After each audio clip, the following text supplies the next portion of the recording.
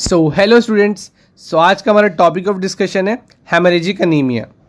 इससे पहले मैंने अनीमिया का एक पूरा लेक्चर सीरीज बनाई है जिसके अंदर मैंने उसके सारे टाइप्स बताए थे। उसी का पहला टाइप हेमरेजिक अनीमिया को आज हम पढ़ने जा रहे हैं। तो चलिए इसे कुछ केसेस से समझते हैं। केस नंबर 1, अगर किसी पर्सन का एक्सीडेंट हो जाए, उसको हेमरेज हो जाए और हैवी ब्लीडिंग स्टार्ट हो जाए, या फिर वो केस जिसके अंदर क्या है, पर्सन के स्टमक में क्या है, अल्सर हो जाए जिससे खून बह रहा है, परप्यूरा जो हमारी कैपिलरीज है उससे खून निकलना शुरू हो जाए किसी वजह से, हीमोफीलिया कंडीशन हो जाए, या फिर वुमेन्स में होती है ना पीरियड के टाइम पे उनका ब्लड ज़्यादा निकलना शुरू हो जाता है, उसे कहते हैं मेनोरेजिया। इसको हम कहते हैं हेमरेजिक अनीमिया। अगर इन दोनों में से कोई भी कंडीशन हुई तो हमें क्या होता है, हेमरेजिक अनीमिया होता है। तो अगर सिंपल लैंग्वेज में समझे तो हेमरेजिक अनीमिया क्या है, लॉस ऑफ ब्लड है। चाहे वो क्या है, एकदम से बहुत ज़्यादा खून निकल जाए आपका, या फिर किसी बीमारी की वजह से क्या है, थोड़ा थोड़ा खून निकल रहा है। ठीक है, तो इसको हम क्या कहते हैं, haemorrhagic anaemia. So a type of anaemia in which there is a loss of blood, it is called as haemorrhagic anaemia. तो चलिए स्टार्ट करते हैं इसके टाइप से। तो हेमरेजिक अनीमिया दो टाइप का होता है। सबसे पहला होता है एक्यूट हेमरेजिक अनीमिया और दूसरा होता है क्रॉनिक हेमरेजिक अनीमिया। तो एक्यूट हेमरेजिक अनीमिया में क्या होता है, सडन लॉस ऑफ ब्लड होता है, ये एक्सीडेंट की वजह से हो सकता है और इसे क्या है, टाइम ज़्यादा चाहिए होता है रिकवर करने के लिए। वाइल क्रॉनिक हेमरेजिक अनीमिया होता है लॉस ऑफ ब्लड जो क्या है किसी बीमारी की वजह से और बहुत टाइम में जाके होता है। तो नेक्स्ट हम पढ़ेंगे pathophysiology of acute haemorrhagic anaemia. Patho का मतलब होता है डिसीज, फिजियोलॉजी का मतलब होता है हमारी बॉडी के अंदर इससे क्या फर्क पड़ा है। ठीक है, अब क्या होता है, एक्यूट हेमरेजिक अनीमिया हमेशा एक एक्सीडेंट की वजह से होता है, उसकी वजह से क्या है, हेमरेज होगा, है ना, और ब्लड लॉस होगा। अब जो सडन लॉस ऑफ ब्लड है उसे पूरा करने के लिए डॉक्टर क्या देते हैं, FFP, that is fresh frozen plasma. ठीक है, अब इस वजह से क्या होता है, हमारा प्लाज्मा तो रिकवर हो जाता है बट जो RBC का लेवल है वो कम हो जाता है, that is called as haemodilution. Haematocrit value कम हो जाती है। अब क्या होता है, इसको रिकवर करने में 4 से 6 हफ्ते लग जाते हैं।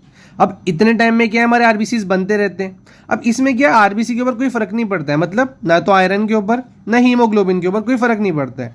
इसलिए जो हमारे RBCs बॉडी के अंदर होते हैं ना, जितने भी होते हैं वो नॉर्मल साइज के होते हैं और नॉर्मल कलर के होते हैं, जिसमें हमने टर्म दी है नॉर्मोसाइटिक एंड नॉर्मोक्रोमिक।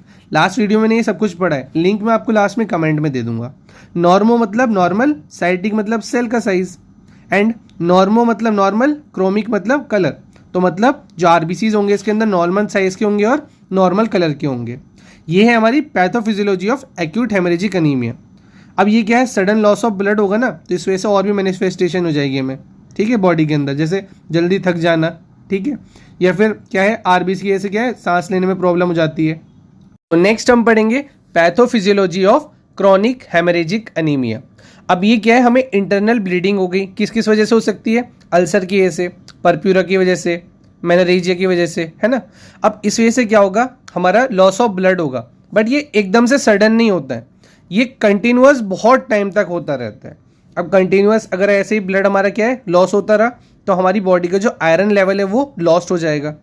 अब जब आयरन लेवल लॉस्ट हो जाता है हमारा, तो आयरन क्या बनाता है, हीमोग्लोबिन बनाता है, क्योंकि हीमोग्लोबिन क्या होता है, हीम प्लस ग्लोबिन, मतलब आयरन प्लस प्रोटीन पार्ट। तो अगर आयरन नहीं होगा तो हीमोग्लोबिन नहीं बनेगा बॉडी के अंदर। अब अगर हीमोग्लोबिन बॉडी के अंदर नहीं बनेगा तो जो हमारे सेल का साइज है वो छोटा हो जाएगा, है ना, दैट इज माइक्रोसाइटिक। तो RBC हमारे क्या दिखेंगे, माइक्रोसाइटिक। और हीमोग्लोबिन क्या करता है, कलर प्रोवाइड करता है सेल को, तो RBC का कलर भी क्या हो जाएगा, थोड़ा सा फीका हो जाएगा, that is called as hypochromic. ठीक है, सो इस कंडीशन में क्या होगा, RBC हमें माइक्रोसाइटिक और हाइपोक्रोमिक दिखेंगे, और ये किसकी वजह से होता है, इंटरनल ब्लीडिंग की वजह से होता है। नेक्स्ट हम पढ़ेंगे सिम्टम्स ऑफ हेमरेजिक अनीमिया। अब अनीमिया के सिम्टम तो हमने लास्ट लेक्चर में पढ़ लिए थे, जिसका लिंक मैं आपको कमेंट में प्रोवाइड कर दूंगा, बट स्पेसिफिकली अगर हेमरेज हो जाए, हेमरेजिक अनीमिया हो जाए, तो कौन कौन से सिम्टम दिखेंगे। सबसे पहले क्या है, एकदम से पेलनेस होनी शुरू हो जाएगी और lack of colour of skin हो जाएगा हमारा, है ना, येलोइश स्किन हो जाएगी, आईज हो जाएगी और माउथ हो जाएगा, जैसे जॉन्डिस में होता है। डार्क कलर्ड यूरिन, बहुत ज़्यादा कंसनट्रेटेड यूरिन आने लगेगा, ठीक है।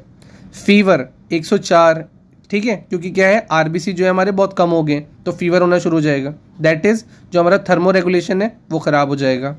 बॉडी के अंदर बहुत ज़्यादा वीकनेस आ जाएगी, जिसे हम फटीग कहते हैं, लिथार्जी, ये होने लगेगी, ये सब एकदम से होने लगेगी।